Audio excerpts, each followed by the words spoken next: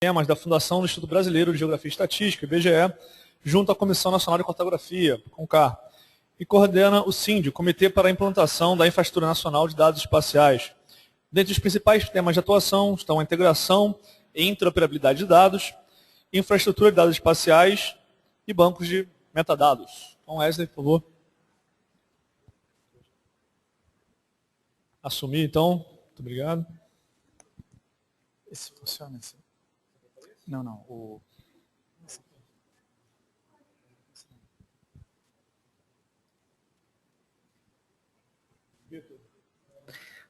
Bom, boa tarde, pessoal. Eu sempre falo isso quando tenho a oportunidade de estar falando sobre a infraestrutura de dados espaciais. É um projeto que eu gosto muito e eu sempre fico muito feliz de estar falando para o pessoal sobre isso aí. Acho que a gente tem muito a acrescentar nessa discussão de governo, principalmente com dados e interoperabilidade de dados. Então a gente vai falar sobre a INDE e o Diretório Brasileiro de Dados Geoespaciais. Quem já ouviu falar da INDE aqui, por favor? Não vale nesse evento aqui, né? Tem que ser em eventos anteriores. Então, quase todo mundo. Então, eu acho que no início eu vou ser bastante repetitivo para vocês, que a gente fala um pouquinho dos conceitos da INDE, como é que surgiu esse negócio, como é que começou esse trabalho, mas depois a gente vai mostrar para vocês o que está acontecendo de novo. Tá? Então, o que é uma infraestrutura de dados espaciais? Sempre que a gente faz esse tipo de apresentação, tem essa conversa sobre INDE, a gente mantém esse slide, porque ele dá uma dimensão de que uma infraestrutura de dados espaciais, e isso é muito importante, ela é muito maior do que tecnologia. A gente sempre fica com o pensamento de a gente precisa de tecnologia e tal para fazer esse negócio funcionar. A tecnologia é um componente extremamente importante. Mas existem vários outros componentes, e a gente vai voltar depois quando a gente estiver falando de interoperabilidade propriamente dita, a gente vai voltar a essa transparência para mostrar para vocês aonde está acontecendo a interoperabilidade dentro do governo e aonde ainda falta um pouquinho de interoperabilidade. Mas o que é importante destacar é que uma infraestrutura não é feita só de tecnologia.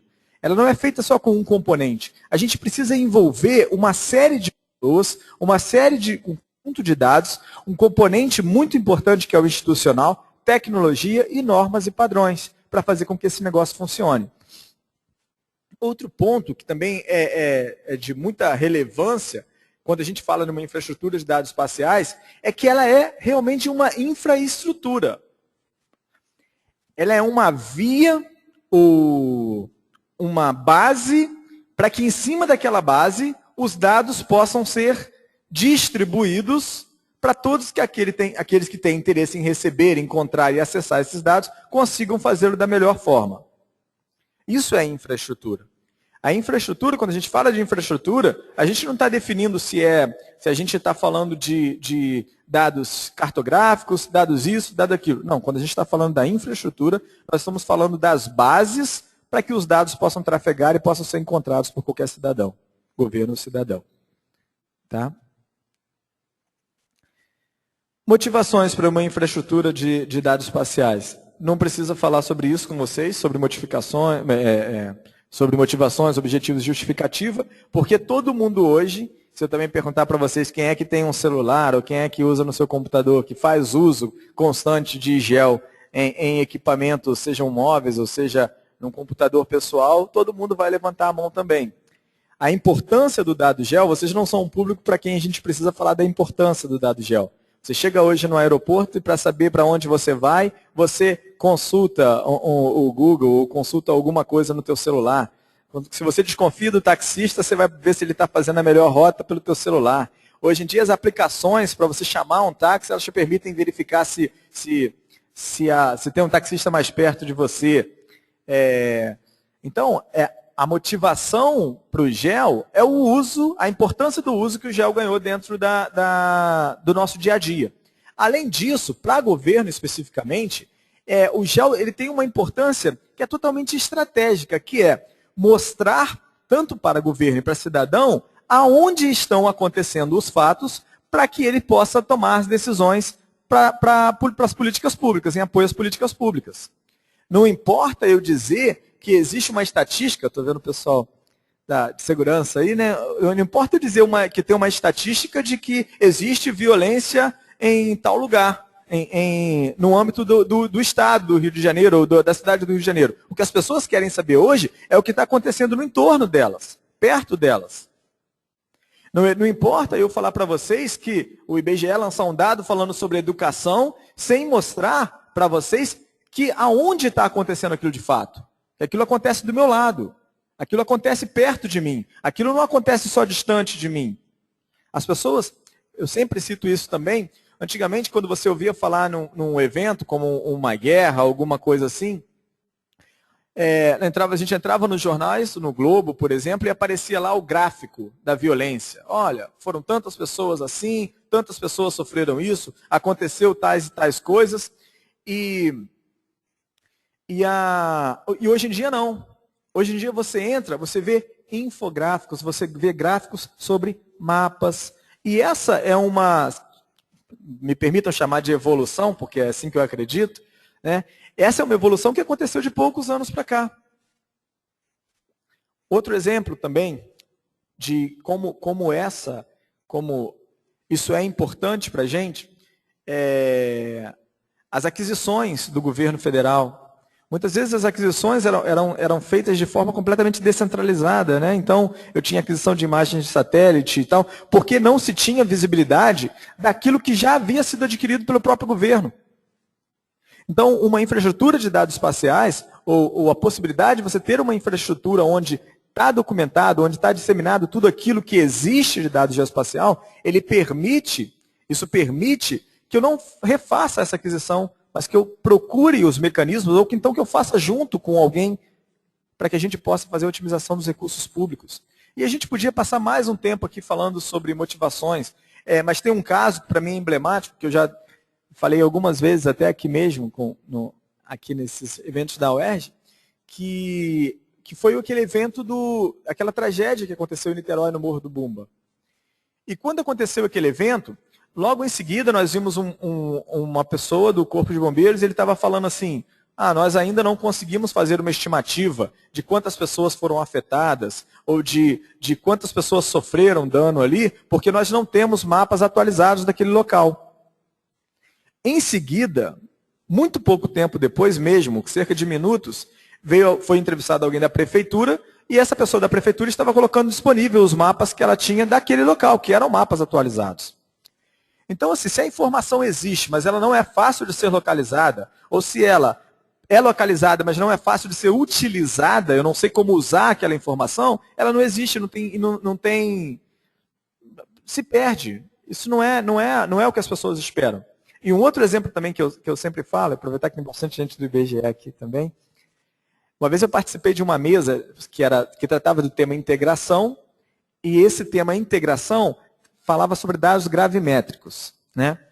E nessa mesa de discussão, uma pessoa levantou e falou assim, o IBGE não cumpre o seu papel social. Se vocês já me viram falando sobre isso também. E eu falei assim, por que não cumpre o seu papel social? Eu já fiquei preocupado, porque ela parecia que estava preparada para aquele negócio ali, né? E ela falou assim, quando vocês disponibilizam dados gravimétricos ou dados de tais e tais formas em PDF, vocês não cumprem o papel social de vocês. Porque eu não consigo fazer nada com o PDF. Eu consigo olhar para ele, mas não consigo fazer mais nada com ele.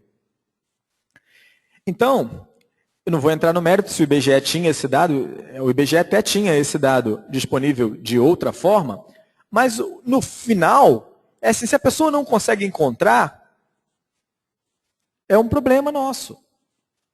A gente tem que pensar na melhor forma de disponibilizar essa informação para que todo mundo consiga encontrar essa informação. E agora o último exemplo, que para mim mostra a evolução da utilização do dado geoespacial. Eu participei há uns 3, 4 meses atrás de um evento de uma grande empresa de gel, e ela levou alguns casos de sucesso para apresentar nesse evento. E entre esses casos, levaram casos de algumas empresas de operadoras de telefonia celular. E aí as pessoas começaram a apresentar e tal, e ela falou assim, olha o que a gente já está fazendo. Tá bom, vamos ver o que eles já estão fazendo. E eles apresentaram mapas, que na verdade são navegadores ou visualizadores de dados, que permitia você navegar nos locais onde havia e não havia cobertura de celular. Então, por exemplo, se deixou de funcionar alguma coisa numa região tal, aquilo fica vermelhinho, em tempo real. Se voltou a funcionar, aquilo fica azulzinho. E você conseguia acompanhar aonde tinha e aonde não tinha a cobertura naquele momento.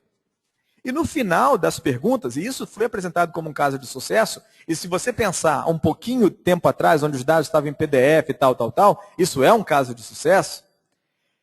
Mas as perguntas todas vieram assim, legal, isso é muito bom. Mas como é que eu faço para pegar esse dado, combinar com o dado da operadora X, combinar com o dado da operadora Y e combinar com o dado da operadora Z, para ver quem tem a melhor cobertura no meu próprio sistema?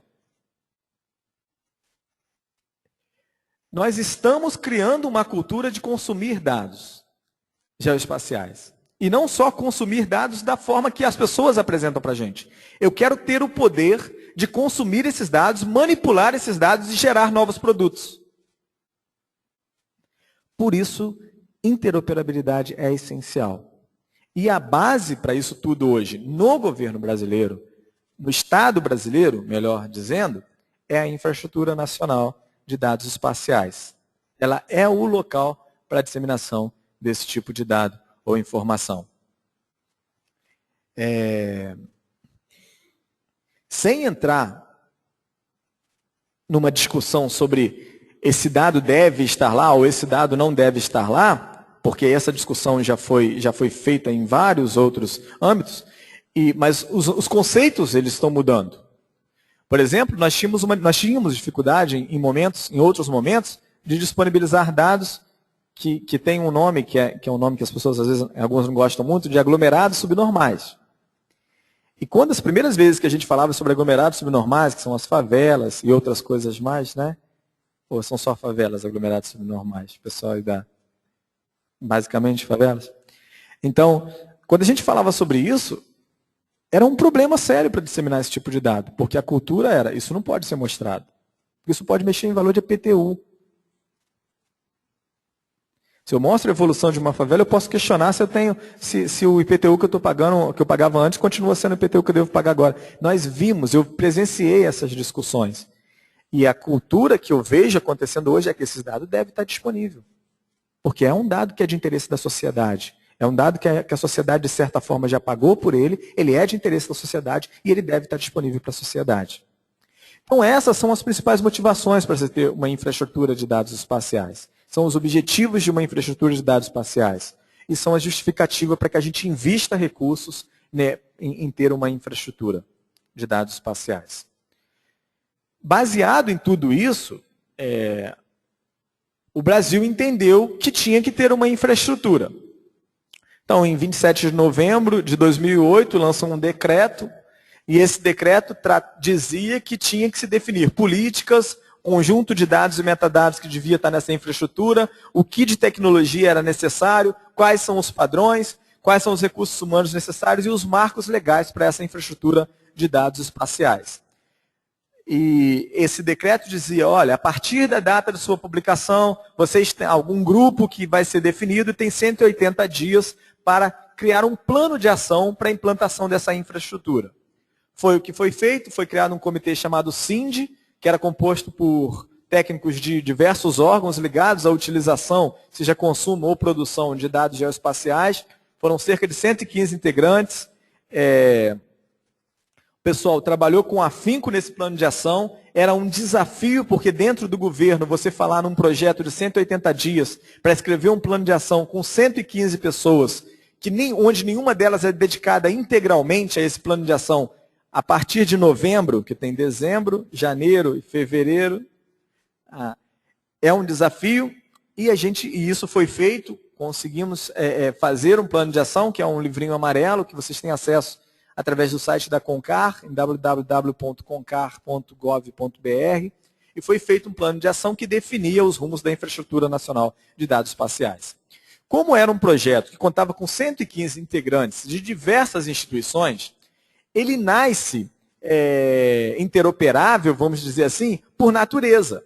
Por quê? Porque todo mundo precisava se ver contemplado naquilo ali.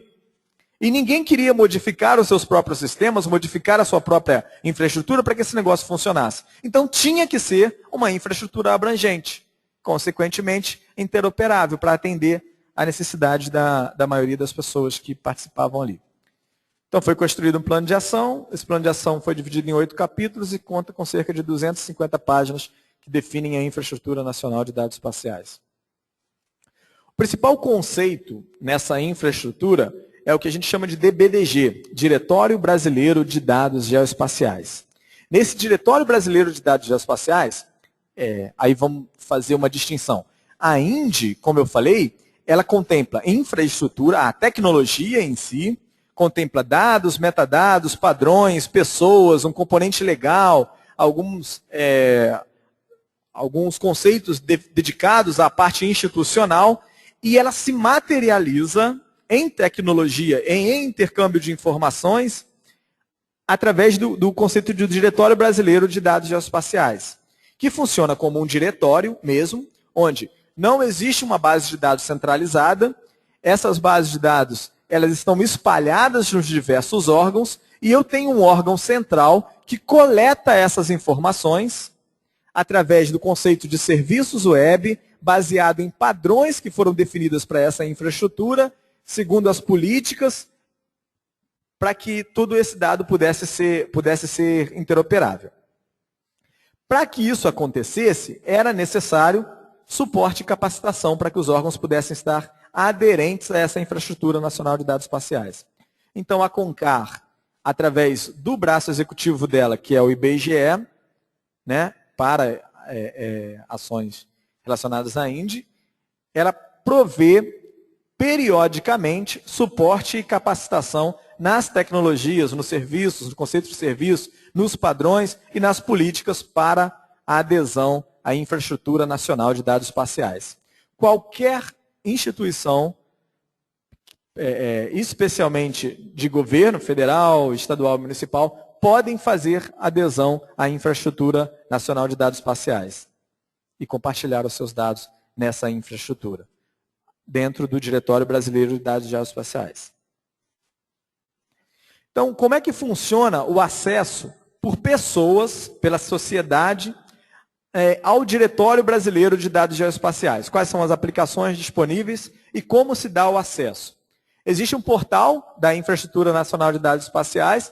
Através desse portal, é possível ter acesso a 3 outras ferramentas, que são o catálogo de metadados da INDE, o catálogo de metadados da Infraestrutura Nacional de Dados Espaciais, o catálogo de serviços, o GeoServer, nesse caso é o GeoServer, um servidor de serviços mesmo, da infraestrutura nacional, e um visualizador de dados geoespaciais.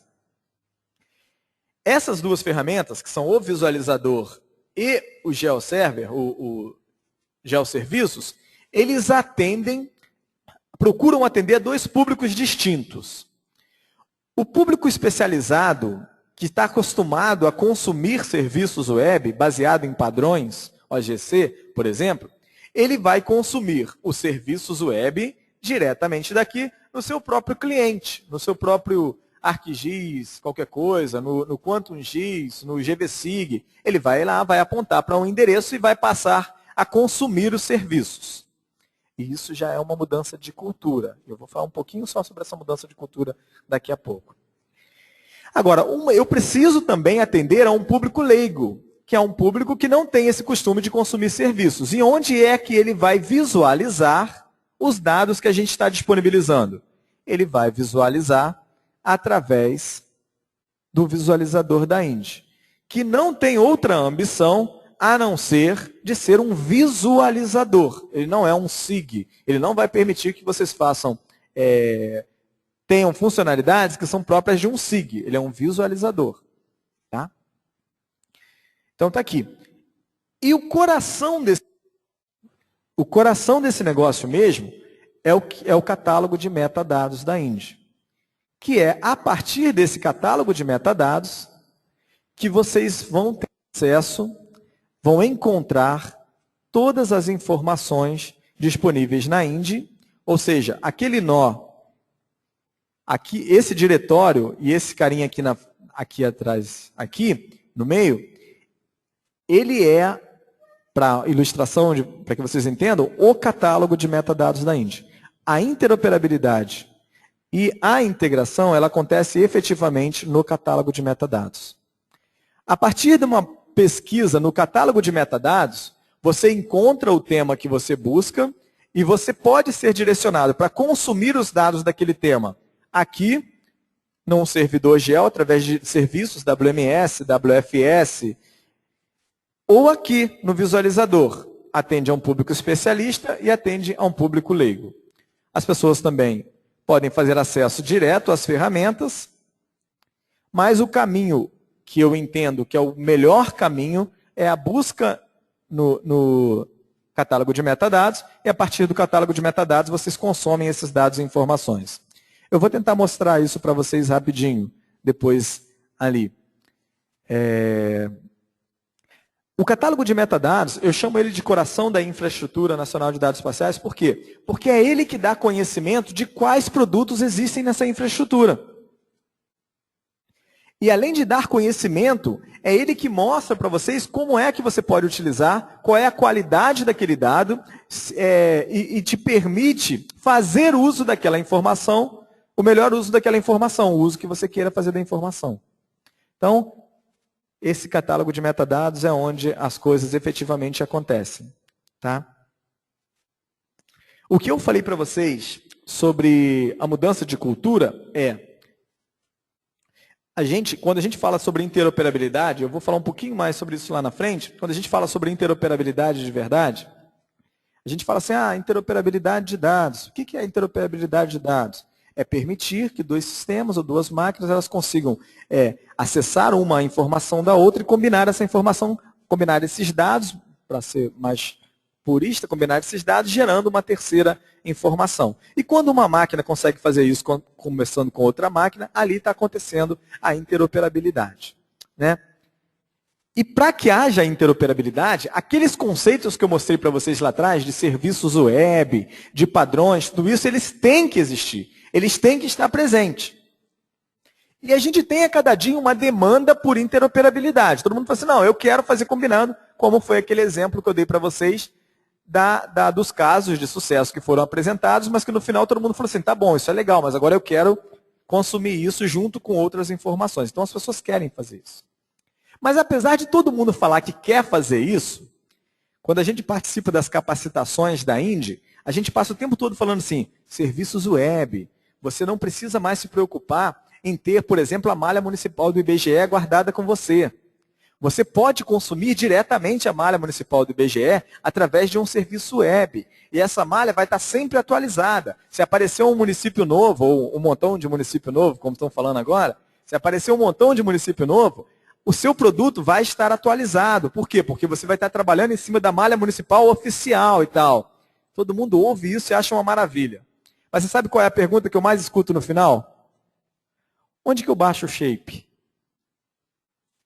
Você passa 1h30 falando sobre serviço, sobre interoperabilidade, sobre consumir. No final o cara fala assim, e onde que eu baixo o shape?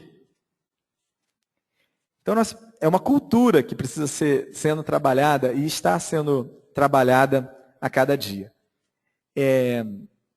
Algo engraçado também na infraestrutura de dados espaciais, que eu falei num outro evento que nós tivemos aqui na UERJ, e eu falei em vários outros lugares também sobre isso, que eu acho super engraçado quando você conversa com as pessoas, e é possível que a gente verifique isso aqui também, de repente o pessoal que está na faculdade agora, o pessoal que está saindo da faculdade agora, e de repente o pessoal que saiu da faculdade há 5, 10 anos, o interessante é acho que vale até a pena a gente fazer uma pesquisa dessa um dia.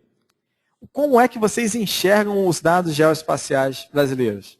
Existe uma evolução? Em que situação eles se encontram? Que eu acho até que tem a ver um pouquinho com o tema da nossa discussão aqui, sobre interoperabilidade e tudo. Há interoperabilidade entre eles. E o que a gente vai observar claramente para o pessoal que está saindo agora, eles olham e falam assim, não é possível. Como é que eu não tenho um sistema de referência único? Como é que eu não consigo combinar isso com esse negócio aqui adequadamente? Não é possível que esse dado esteja nessa qualidade. Não é possível que essa carta esteja com esse nível de qualidade e tal. Mas o cara que saiu há 5 anos atrás, que só tinha o PDF na mão dele, ele olha e fala assim, caramba, como nós caminhamos em 5 anos? Como nós caminhamos nesse tempo? Então, sempre que a gente faz qualquer tipo de avaliação, sem levar em consideração a história, sem levar em consideração o histórico daquele negócio, ela é muito cruel. Por quê? Porque a gente não sabe aonde a gente, para saber aonde a gente está agora exatamente, a gente precisa saber onde a gente estava há algum tempo atrás. Né?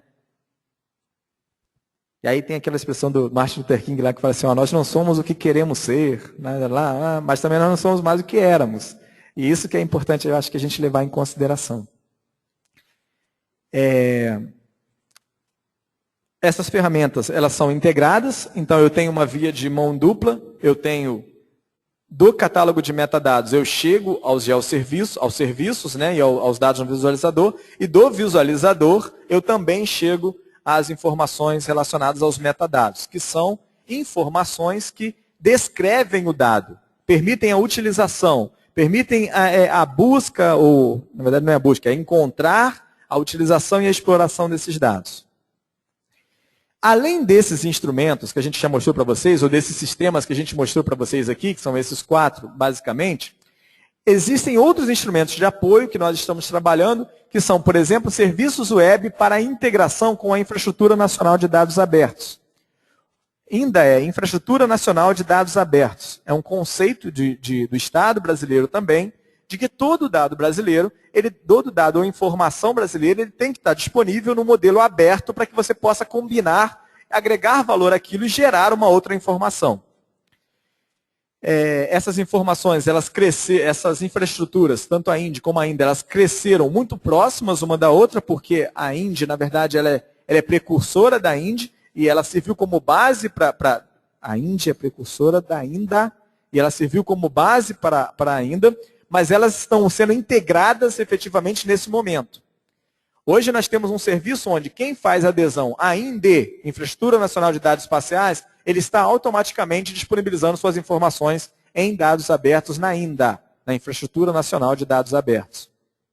Então, esse é um instrumento de apoio, que a gente já tem ele desenvolvido. O outro nós criamos... Eu fiz besteira.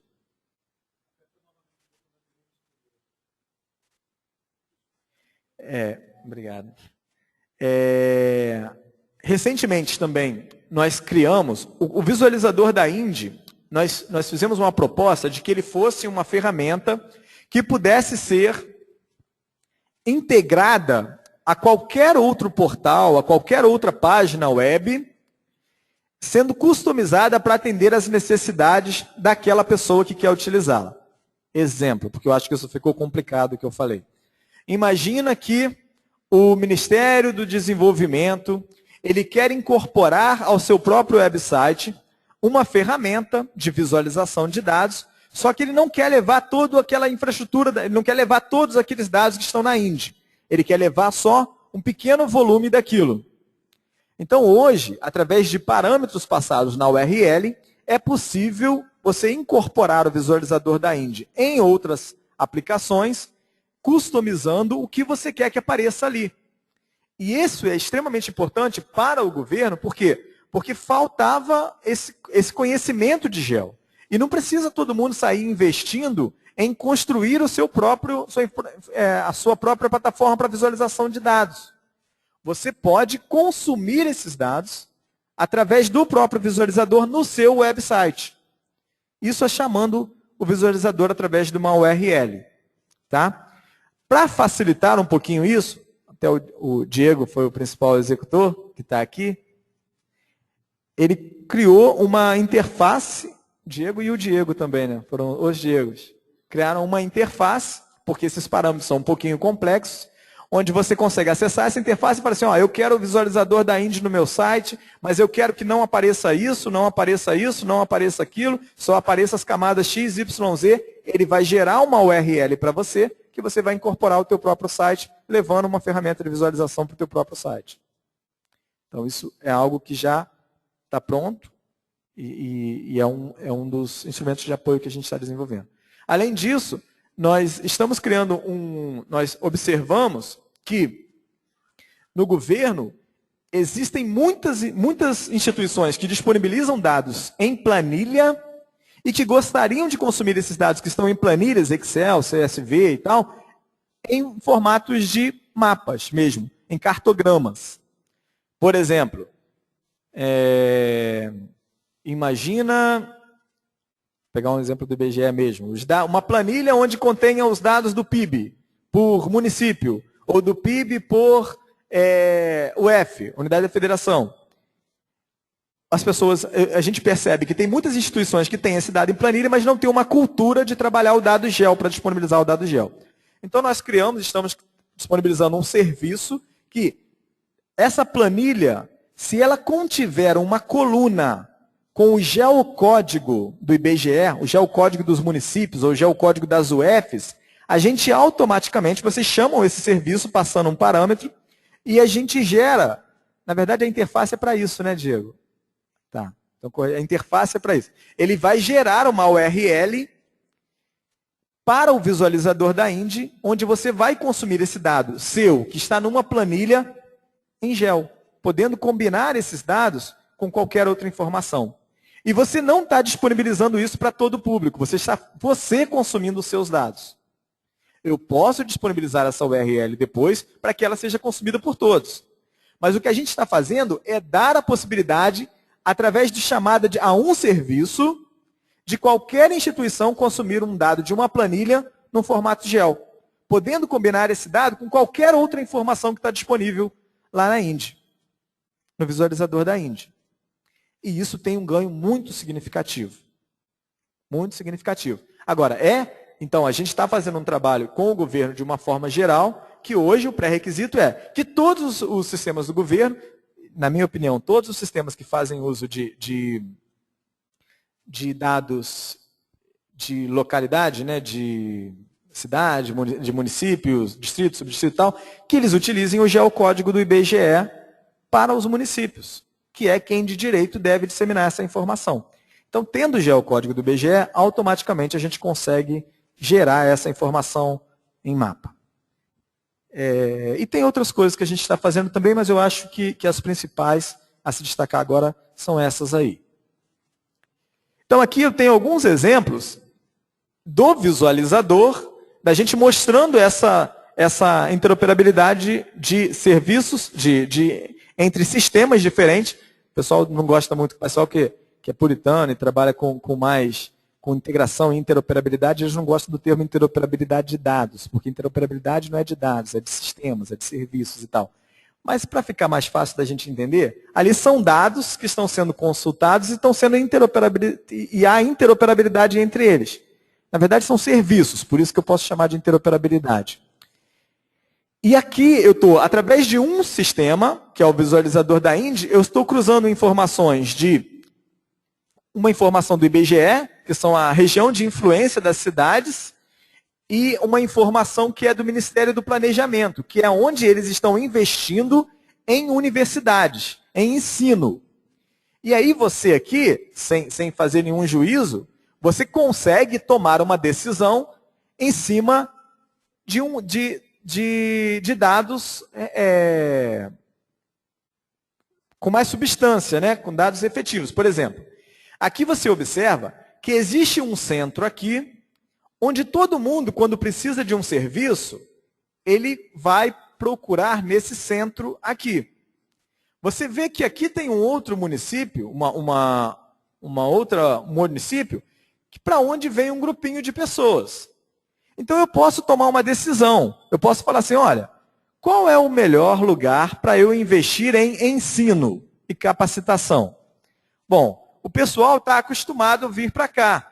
Então, talvez esse aqui seja um bom lugar para eu investir em capacitação. Ou eu posso tomar uma decisão diferente. Eu posso falar assim, olha, o pessoal todo corre para cá, esse centro aqui está ficando saturado. De repente, se eu colocar uma universidade aqui, eu vou ter esses caras aqui afluindo para cá e não para cá. A decisão é o que menos importa nesse momento.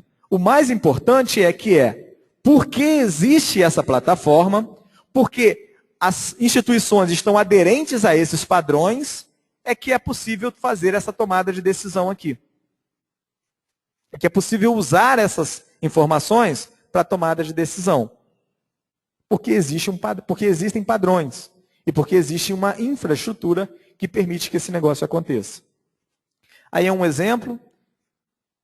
Aqui é um outro exemplo. Aqui a gente pegou ferrovias, hidrovias, rodovias, aonde é que tem porto para escoamento de produção de safra, por exemplo, e a gente vê, olha, onde que a gente está investindo em hidrovia, rodovia, olha, tem aqui eu teria que colocar toda a malha para fazer essa análise mesmo, mas, por exemplo, aqui tem um porto que eu não estou investindo em lugar nenhum, em hidrovia, ou em ferrovia, ou em rodovia, para chegar nele.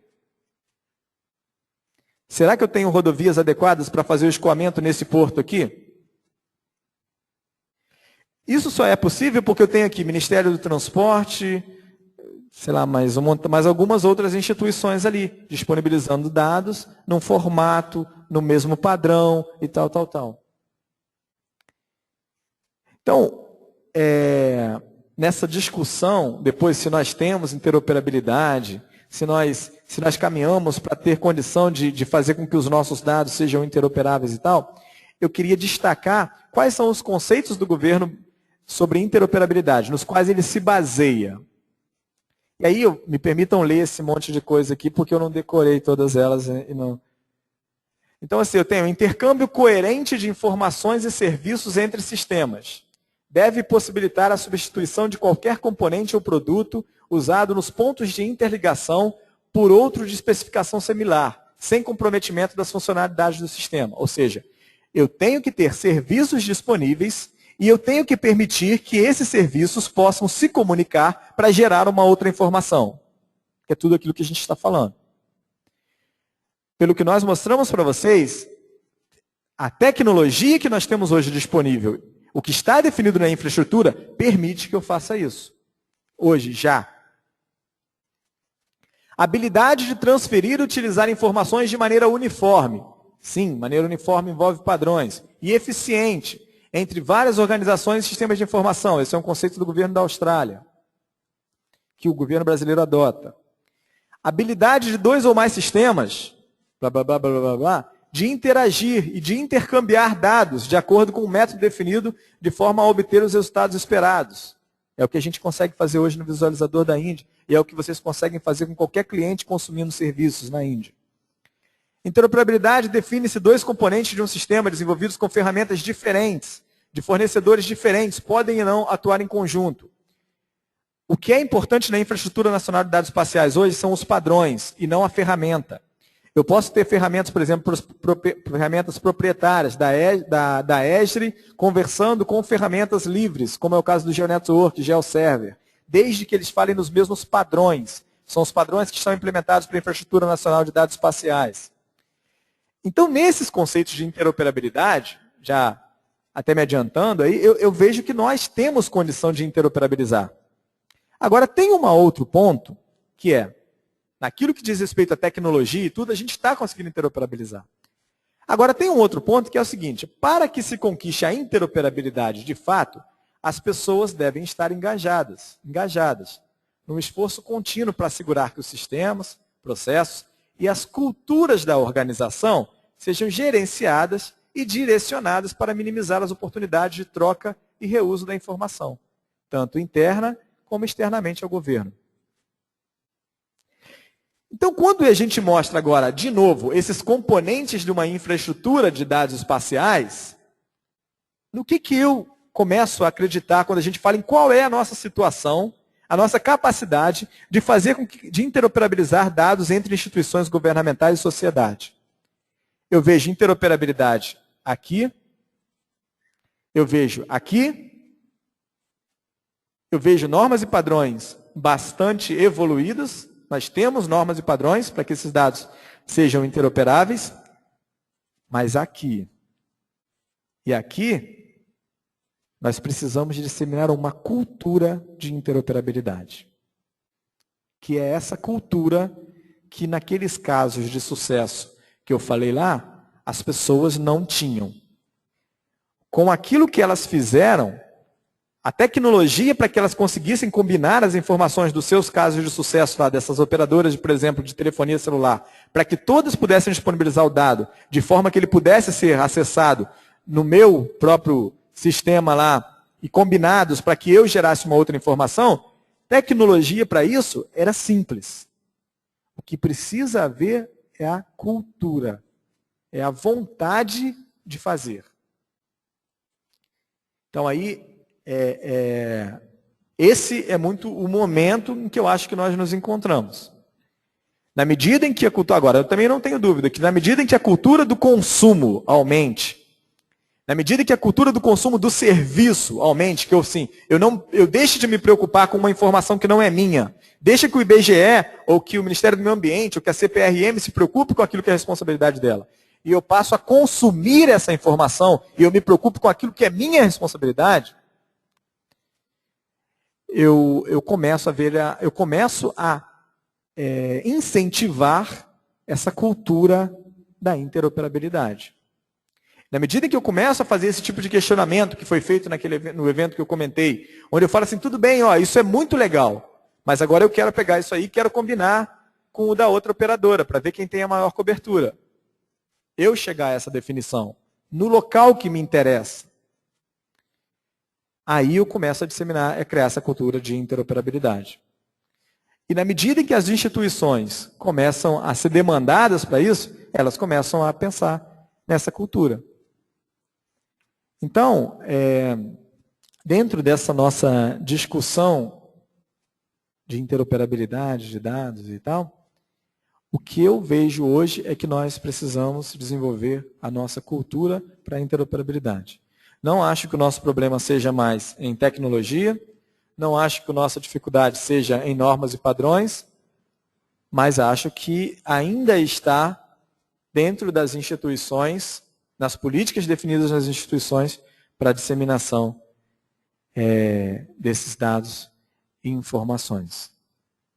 E acho que o decreto da Infraestrutura Nacional de Dados Espaciais, ele é um marco no sentido de conseguir a interoperabilidade, porque ele diz que todo dado que foi produzido dentro do governo, ele deve ser distribuído gratuitamente, de forma que as outras pessoas possam usar esse dado e possam combinar para gerar outras informações.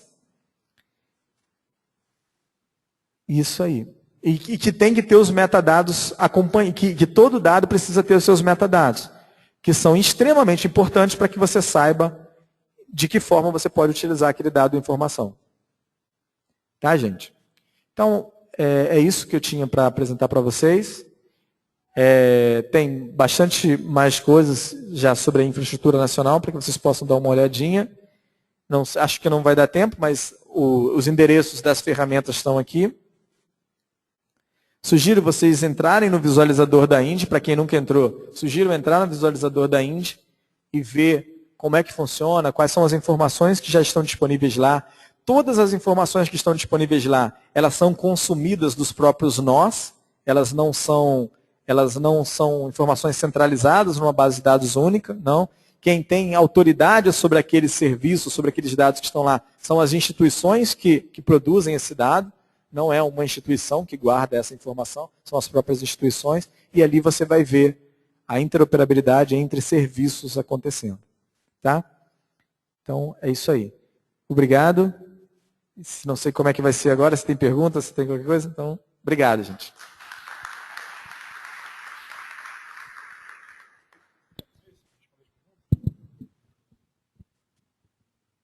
Bem, a gente passa então as perguntas. Vou começar dessa vez pelas presenciais. Quem tem interesse em fazer alguma pergunta? Temos uma ali.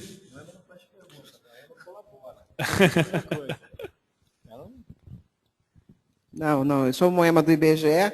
Eu gostaria, Edgley, que eu sei que você já falou na apresentação, mas reforçar isso até que você falou aí. A importância da gente não trabalhar mais com o conceito de repositório de dados.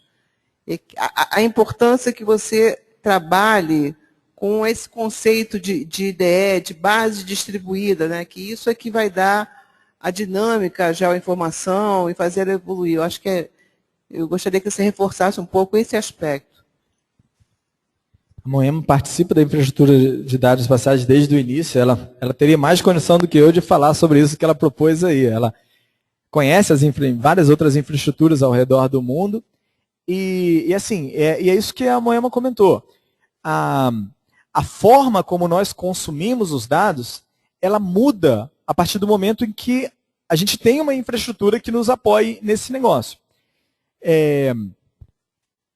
A forma que nós construímos os nossos produtos, ele fica diferente. E aí faz aquilo que eu falei para vocês sobre a mudança de cultura e que cada um olha de uma forma diferente. Olha como é que isso é curioso. Hoje de manhã, a gente estava conversando com o pessoal da CBBR, Sistema Brasileiro de Biodiversidade. E eles estavam falando assim, olha, nós vamos fazer adesão à Infraestrutura Nacional de Dados Espaciais, os sistemas de biodiversidade vão estar aderentes à INDE e tal. Mas como é que acontece isso? Porque eu quero os dados dos biomas. Por exemplo, eu quero a malha municipal do IBGE, eu também quero que ela esteja ali. Mas eu não quero me preocupar de que a minha informação, de ter essa malha municipal do IBGE na minha base de dados. Eu não quero ter um shape disso, não quero ter um KML disso, eu quero consumir um serviço e ter lá. Porque eu quero que o meu dado esteja sempre atualizado frente às mudanças que acontecem nessa malha. Aí eles viraram e falaram assim, mas vocês mantêm um histórico dessa malha? Como é que vocês estão estruturando os serviços? A gente tem a garantia de que esse negócio não vai sair do ar nunca e tal? A gente falou assim, olha, a gente caminha para, no modelo da infraestrutura, onde você tem os acordos de nível de serviço, você caminha para que isso evolua para isso que você está falando. Para que a gente a cada dia tenha serviços que caiam menos, para que esses produtos possam ser realmente combinados e para que você possa sentir a segurança de, na sua própria aplicação, só consumir os dados do outro sem precisar ter elas na sua própria base de dados. Ah, tá, tudo bem, porque isso pode ser um empecilho e tal. Sim. Aí eu fiz a pergunta assim, mas como é que você fazia antes? Ah, eu baixava os shapes do IBGE. Tá bom. E quando esse shape mudava, você era avisado? Ah, não. Então, assim, dependia da vontade de alguém, algum tempo depois, pegar aquele dado de novo, saber se houve alteração nele e incorporar o seu próprio produto. Então, assim, o modelo atual, ele já é perfeito para fazer esse tipo de coisa? Não, porque a gente está sujeito a problemas de infraestrutura e tudo isso. Mas ele já tem um ganho extremamente significativo com relação ao modelo anterior. E assim, eu acho até que, tirando as nossas, apesar das nossas brigas e discussões internas para sempre manter tudo no ar, a gente está conseguindo um tempo adequado no ar, né, Tereza? A gente está conseguindo ficar... A gente consegue já, nos acordos de nível de serviço, fazer com que os dados sejam. Agora, é uma cultura das instituições terem responsabilidade de saber que ela não pode colocar um serviço no ar hoje e amanhã tirar. É cultura. É um trabalho que a gente faz. Por exemplo, a ANA, a Agência Nacional de Águas, disponibilizou lá as bacias hidrográficas, se eu não me engano.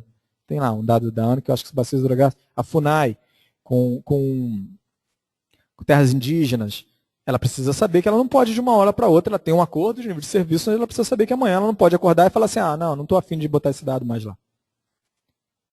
Então, essa cultura, a gente trabalha para que essa cultura aconteça dessa forma e é para isso que a gente trabalha. Uma coisa só que eu não falei também, que é importante falar, quando você faz adesão à INDE, você passa, e eu me lembrei disso porque eu citei a FUNAI, você passa a fazer parte de uma gestão, da própria gestão da INDE. E isso é legal também. A FUNAI, por exemplo, ela entende e faz parte dessa cultura, quando a gente começa a criar a cultura de interoperabilidade também. A FUNAI, na hora de cadastrar os seus dados, ela cadastrou como terras indígenas, na categoria temática de terras indígenas. O Ministério do Desenvolvimento Agrário olhou o dado da FUNAI e falou assim, não, mas isso não é só terra indígena. Isso tem uma importância fundiária enorme. E isso devia estar na categoria também, não sei o que lá, fundiário, alguma coisa assim. E aí você começa a ter as organizações conversando para que esse dado seja disponibilizado da melhor forma para atender o interesse de todo mundo que quer fazer uso dele. E aí você começa a ver esse negócio acontecendo também. Isso foi uma coisa super legal que eu achei deles, porque assim, foi uma retroalimentação, né? Ó, eu preciso do seu dado e eu preciso que ele esteja no tema tal, porque quem vem consumir o meu dado também quer esse dado que você está disponibilizando. Isso foi um negócio bem legal.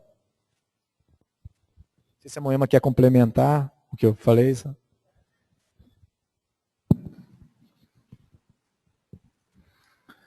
Adriano Allen, do Instituto Pereira Passos. É uma dúvida e uma pergunta ao mesmo tempo. Tanto quanto nós, lá no IPP, a gente produz o máximo de informação via serviço para ser consumido.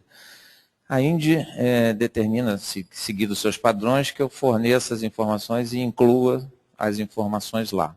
Existiu a possibilidade ou a discussão de, em vez de eu ir lá incluir as informações, vocês consumirem um serviço que eu disponibilize e, obviamente, nos padrões que a INDE determinou, para que eu não tenha que atualizar aqui, depois colocar lá. Existe essa possibilidade ou essa perspectiva existe futura para que a gente não tenha essa, digamos assim, são 2 passos, né?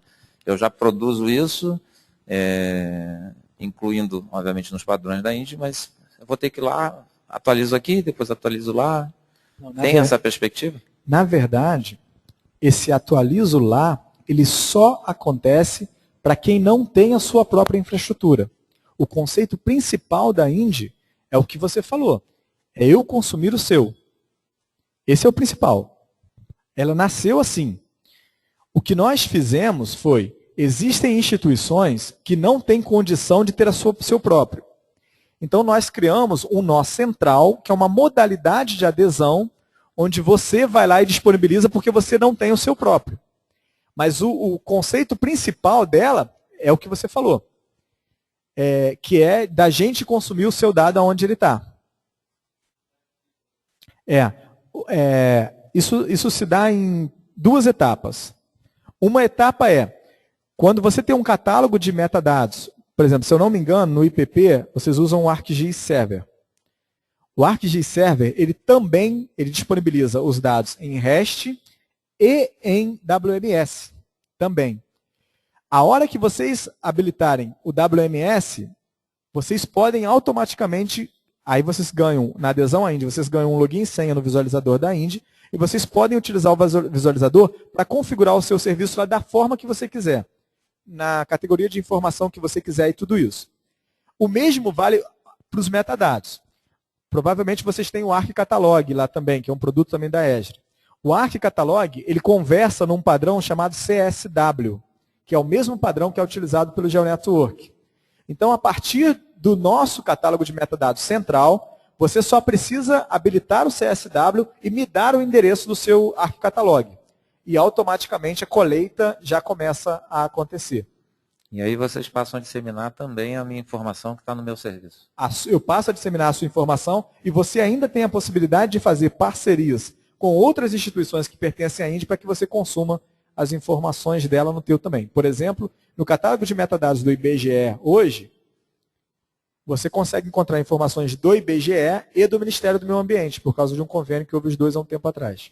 Ok. Bem, mais alguma pergunta presencial? Não? Vitor, temos alguma pergunta online?